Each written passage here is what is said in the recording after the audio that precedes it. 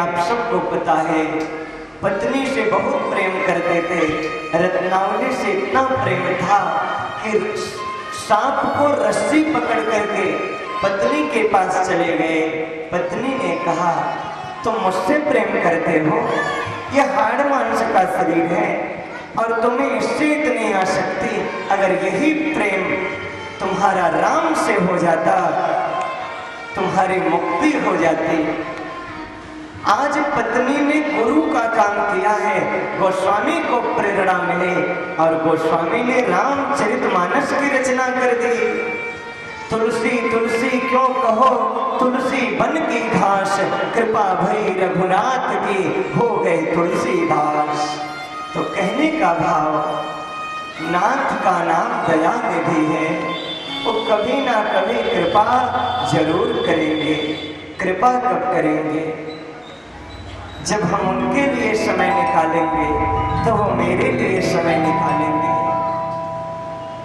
आप जितने भक्तजन यहाँ आके बैठे हैं, अपना अमूल्य समय निकाल करके भगवान के लिए सेवा में लगाए बैठे हैं, तो आप विचार करना, एक एक क्षण का हिसाब मेरे लड्डू गोपाल देंगे। क्योंकि प्यारे, समय परमात्मा देते हैं और ये तो मां समय का दरबार है। मूल्यवान होते हैं वो लोग, भक्त होते हैं वो लोग जो क्षणिक समय भी परमात्मा को प्राप्त कराते हैं। तो नाथ का नाम दया निधि है, वो कभी ना कभी कृपा जरूर करेंगे। आइए हम सभी उनके चरणों में अपने हाजिरी लगाते हैं बड़े भाव से। यदि नाथ का नाम दया निधि है तो दया भी करेंगे कभी ना कभी। यदि नाथ का नाम दया निधि है तो दया भी करेंगे कभी ना कभी।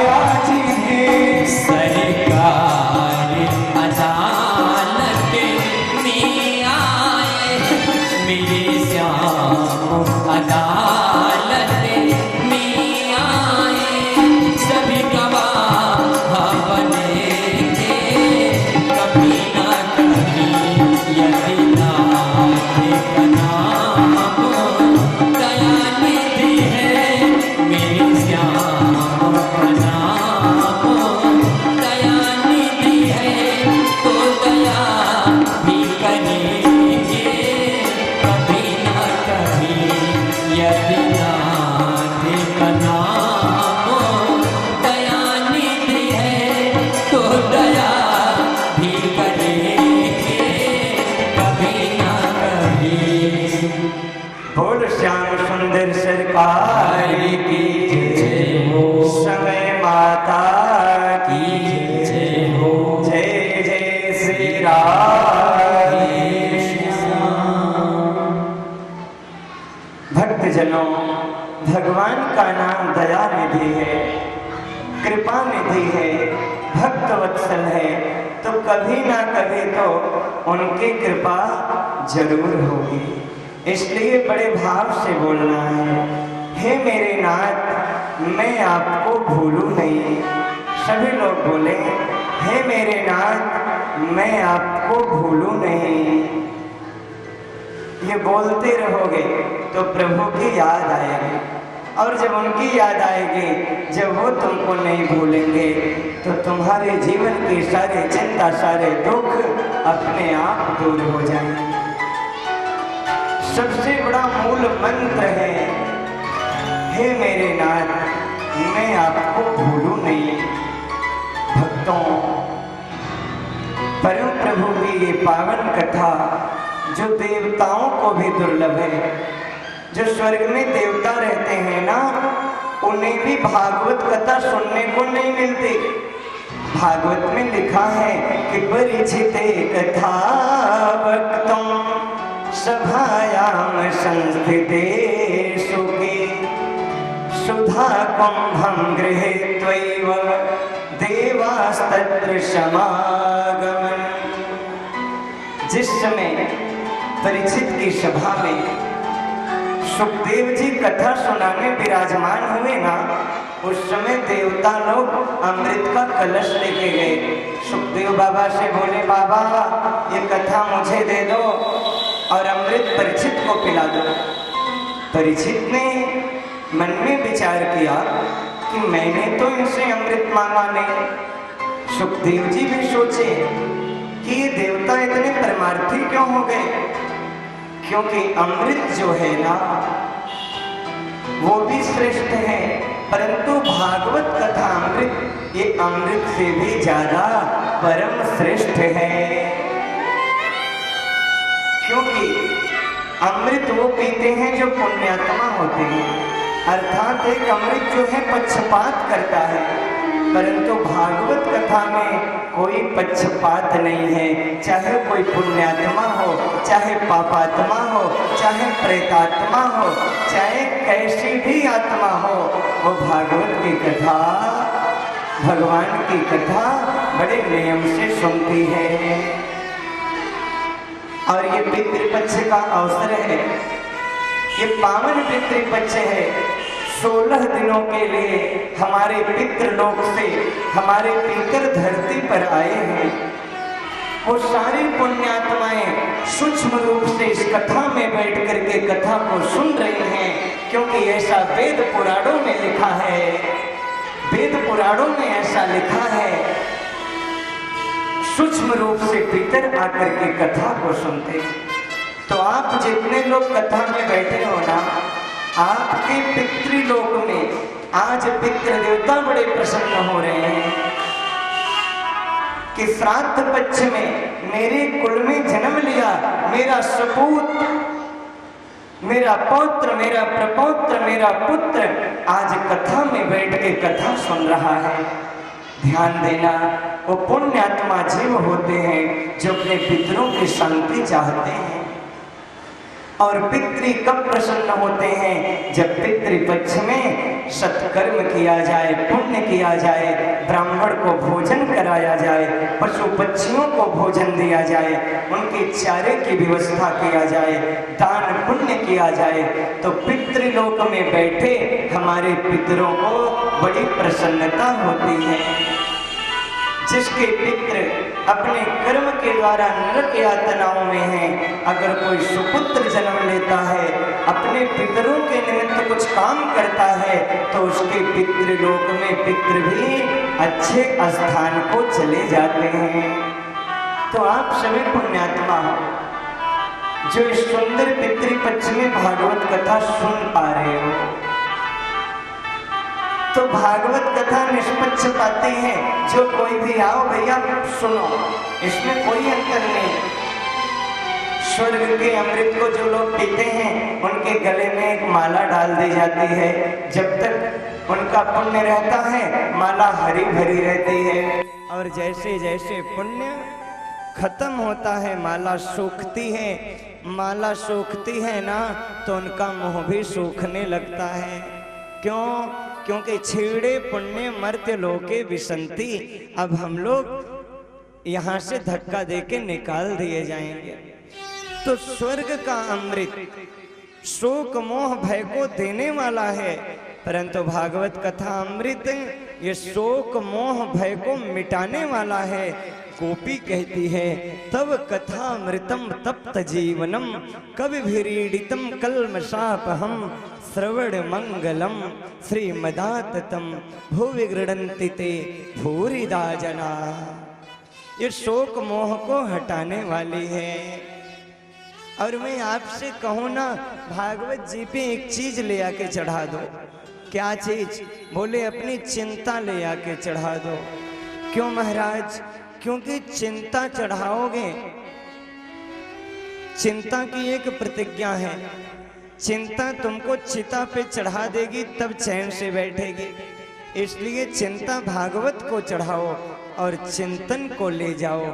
चिंतन का काम है, वो तुम्हें लड्डू गोपाल की गोदी में बैठा देगा, समय मैया की गोदी में बैठा देगा। स्मरण और चिंतन में बड़ी दिव्यता भव्यता होती है। श्रोताओं, ये मन जो है ना, मन को संभालने का कार्य श्रीमद् भागवत कथा करती है। क्योंकि प्राण प्रयाण समय कफवात पीते कंठावरोधन विधो स्मरणम कुतस्ते। कई लोग कहते अभी से हम क्यों पूजा पाठ करें? पूजा पाठ करना, कथा सुनना तो बूढ़ों का काम है। किसका काम है? नेक जोर से बोल लो। हाँ। हम सोचते हैं बुढ़ापे में भगवान का भजन करेंगे। चलो मान लेते हैं कि बुढ़ापे में भजन करोगे, करो बुढ़ापे में, परंतु कहीं तुम्हारी मृत्यु जवानी में हो गई तो क्या करोगे? चलो जवानी में कर लो, कहीं बचपन में ही जयराम जी की हो गया तब क्या करोगे? इसलिए भक्तजनों, जिस उम्र में आप हो तभी से भगवान का स्मरण शुरू कर दो। वो भक्त वत्सल हैं और वो भक्त वत्सल भगवान जरूर कृपा करेंगे। एक महाराज संत थे, एक कबूतर को सिखा दिए, शिकारी आएगा, दाना डालेगा, जाल बिछाएगा, दाना डालेगा, फंसना नहीं है। अब वो महाराज कबूतर तोता सब रट लिए। क्या रट लिए? शिकारी आएगा, जाल बिछाएगा, दाना डालेगा, फंसना नहीं है। अब शिकारी को लगा कि ये सब महात्मा बन गए, अब तो व्यापार ठप हो जाएगा। अंत में वो जाल बिछा दिया, दाना डाल दिया और सब तोता फंस गए। शिकारी ने मन में सोचा बस ये रटू रटाऊ हैं, इनको कुछ ज्ञान नहीं है। अब वो तोता गुरुजी से बोला, गुरुजी आपने तो कहा था कभी जाल में नहीं फंसोगे, ऐसा मंत्र बता रहा हूँ। गुरुजी बोले, बेटा सिर्फ रटने के लिए नहीं बताया था, आत्मसात करने के लिए बताया था। ठीक वही कंडीशन हम लोगों की भी है। हम लोग भी जानते हैं कि एक दिन मृत्यु होगी, पता है कि नहीं? है ना? सबको एक ना एक दिन मरना है ना, सबको एक दिन यहाँ से जाना है ना। क्या घर कोठी बंगला कुछ साथ में जाएगा? माफ करना, कफन में जेब नहीं होती, कुछ साथ में नहीं जाएगा। ये सब लोग जानते हैं, परंतु हम मानने को स्वीकार नहीं है। काल ने सुंदर जाल बिछा दिया। जाल क्या है? बोले संसार रूपी जाल बिछा है। और उसमें दाना क्या डाला जा रहा है? बोले संसार के, समाज के आकर्षण ही वो दाने हैं जो संसार रूपी जाल में फेंके जा रहे हैं। हम उसी आकर्षण में फंस गए और उस आकर्षण में फंस करके हम भगवान को भूले बैठे हैं।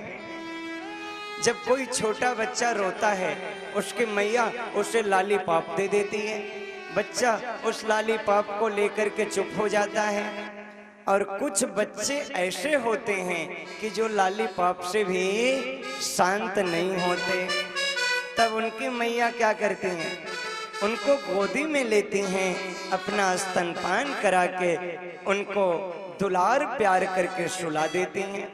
ठीक उसी तरह भगवान भी संसार में हमें कई लॉलीपॉप देंगे, पद रूपी लॉलीपॉप दे देंगे। ले बेटा, अब हम उसी लॉलीपॉप में आनंद लेने लगते हैं और हम भूल जाते हैं कि धन, पद, योग्यता ये सब एक संसार का लॉलीपॉप है। सत्य तो कुछ और है, और सत्य है श्री राधा रमण की प्राप्ति, भगवान की प्राप्ति।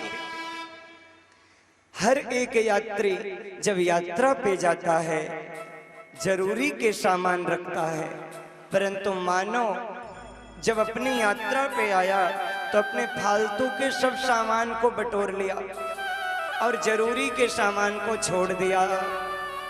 हम लोग यात्रा में ही तो है ना, है कि नहीं? यात्रा में हमारा घर कौन सा है? हमारा घर जो समझे बैठे हैं ये नहीं है, क्योंकि ये हमारा घर होता ना तो हमसे छूट क्यों जाता है।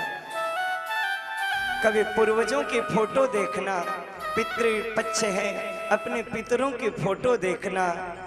वो लोग भी बेचारे ये समझे थे कि ये मेरा घर है, परंतु चले गए ना। याद रख सिकंदर के हौसले तो आली थे, पर जब गया दुनिया से तो दोनों हाथ खाली थे। सिकंदर जब यहाँ से गया तो कुछ नहीं ले जा पाया, तो हमारे साथ क्या जाएगा? इसलिए हे श्रोता भक्तों, हमें समझने की जरूरत है। एक व्यक्ति लेटा जमी पे, लोग कहते मर गया, आज तक था वो एक सफर में, आज वो अपने घर वापस लौट गया। ये जिंदगी एक यात्रा है और मौत ही इसकी मंजिल है, पूर्णता है, इसलिए मरना ही पड़ेगा। मृत्युर्वै प्राणी नाम ध्रुव। इस दुनिया का सबसे बड़ा अगर कुछ सत्य है तो वो है मौत। हर आदमी जानता है वो मरेगा, आश्चर्य वो इसकी तैयारी नहीं करता। इसलिए आज एक कहना मानो, नहीं तो बड़ा पश्चाताप करना पड़ेगा। याद करो भगवान को, नहीं तो बड़ा पछताना पड़ेगा। मन पछते हैं अवसर बीते, जब अवसर चला जाएगा तो फिर क्या करोगे प्यारे। इसलिए बड़ा सुंदर भाव है। अरे मान मेरा कहना नहीं तो पछताएगा, मिट्टी का खिलौना मिट्टी में मिल जाएगा। मान मेरा कहना नहीं तो पछताएगा, मिट्टी का खिलौना मिट्टी में मिल जाएगा। मान मेरा कहना नहीं तो पछताएगा, मिट्टी का खिलौना मिट्टी में मिल जाएगा। प्यारे मान मेरा कहना नहीं तो पछताएगा, मिट्टी का खिलौना मिट्टी में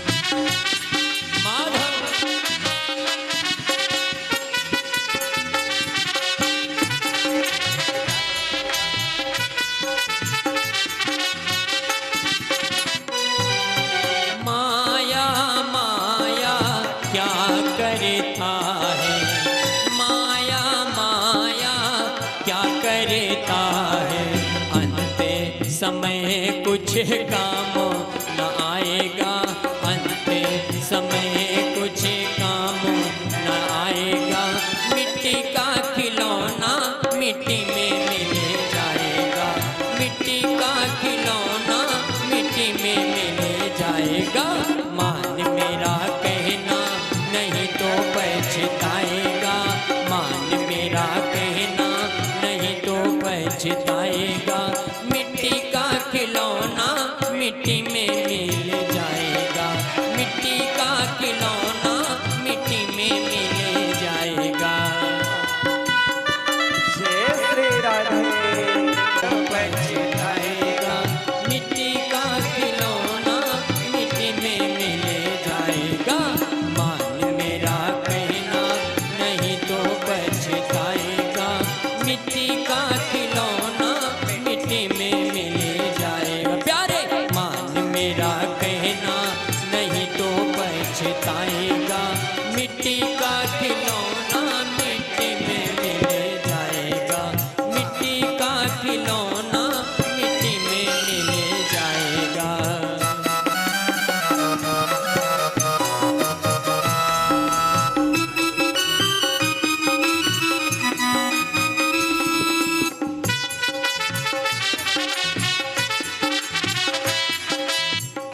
जय हो। ये मानना है प्यारे, नहीं तो कुछ नहीं होगा।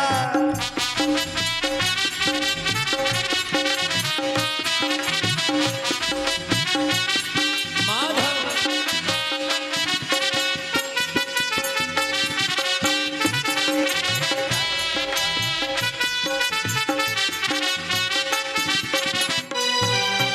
माया माया क्या करता है, माया माया क्या करता है।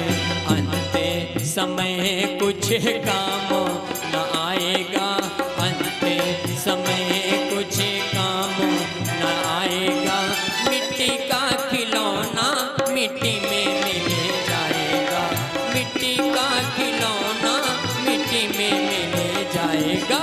मान मेरा कहना नहीं तो पछताएगा, मान मेरा कहना नहीं तो पछताएगा। मिट्टी का खिलौना मिट्टी में मिल जाएगा, मिट्टी का खिलौना मिट्टी में मिल जाएगा। जय श्री राधे।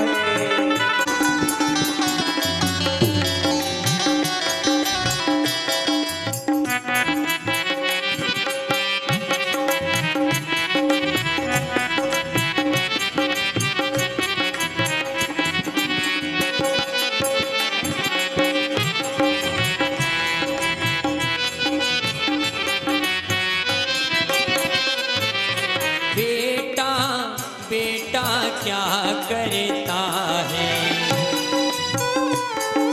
माधव ये बेटा बेटा क्या करता है।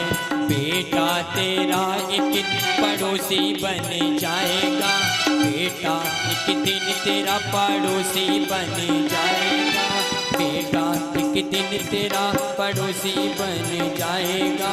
मिट्टी का खिलौना मिट्टी में मिल जाएगा, मिट्टी का खिलौना मिट्टी में मिल जाएगा। मान मेरा कहना नहीं तो पछताएगा, मान मेरा कहना नहीं तो पछताएगा। मिट्टी का खिलौना मिट्टी में मिल जाएगा, मिट्टी का खिलौना मिट्टी में मिल जाएगा।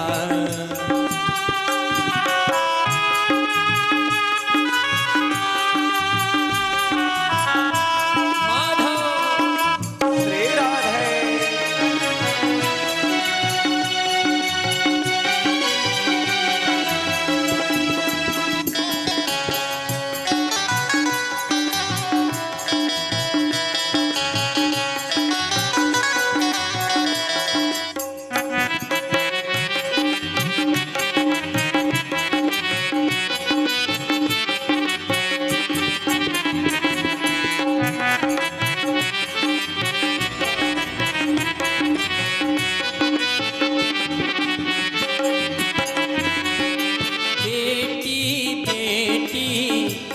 करता है।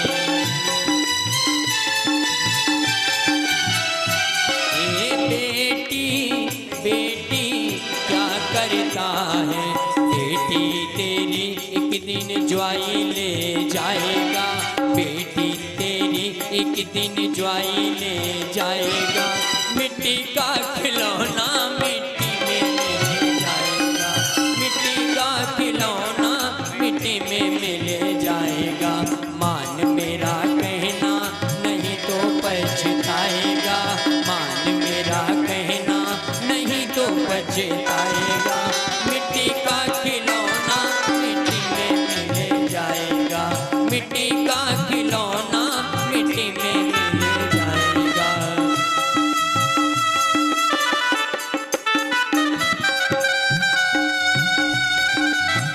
श्री राधे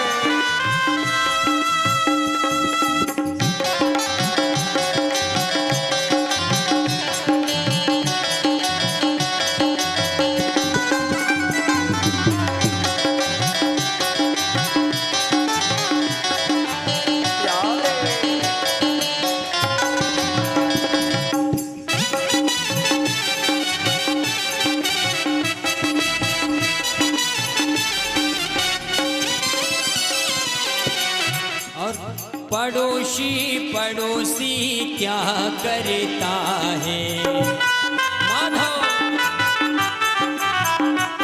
ये पड़ोसी पड़ोसी क्या करता है, पड़ोसी तो एक दिन जला के चला जाएगा, पड़ोसी तो एक दिन जला के चला जाएगा, मिट्टी का खिलौना मिट्टी में मिल जाएगा, मिट्टी का खिलौना मिट्टी में मिल जाएगा। मान मेरा कहना नहीं तो पछताएगा, मान मेरा कहना नहीं तो पछताएगा, मिट्टी का खिलौना मिट्टी में मिल जाएगा, मिट्टी का खिलौना मिट्टी में मिल जाएगा, मिट्टी का खिलौना मिट्टी में मिल जाएगा। फूलवा के बिहारी लाल की जय हो, समय माता की जय हो। प्यारे, ये मिट्टी का खिलौना, मिट्टी का शरीर एक ना एक दिन इसी मिट्टी में मिल जाना है। छिद जल पावक गगन समीरा, पंच रचित यह अधम शरीरा। जिससे हम स्नेह करते हैं, जिसे अपना माने बैठे हैं, कोई साथ नहीं जाता। जिस पत्नी को हम अपना मान के बैठते हैं ना, वो पत्नी कहाँ तक जाएगी हो, कहाँ तक? नारी गृहे द्वारी, वो सिर्फ घर के दरवाजे तक। और तुम्हारे मित्र वो कहाँ तक जाएंगे? बोले सखा श्मशाने, वो श्मशान तक जाएंगे। और ये शरीर जो है ना, जिसको सजाने के लिए, जिसको सजाने के लिए तुमने न जाने कितने उपचार किए महाराज, ये कहाँ तक जाएगा? बोले देह चितायाम, सिर्फ और सिर्फ चिता तक सीमित है। फिर साथ में क्या जाएगा? बोले धर्मानुरागो गच्छत जीव एषः, सिर्फ और सिर्फ तुम्हारे द्वारा किया गया धर्म जो है वो साथ में जाता है। इसलिए भक्तों, हमको ये समझना है हमारी कीमत क्या है, हम अपने आप को क्या माने बैठे हैं। वास्तव में हम क्या हैं? हर आदमी की कीमत कितने रुपए की है? घड़ा कितने का आता है?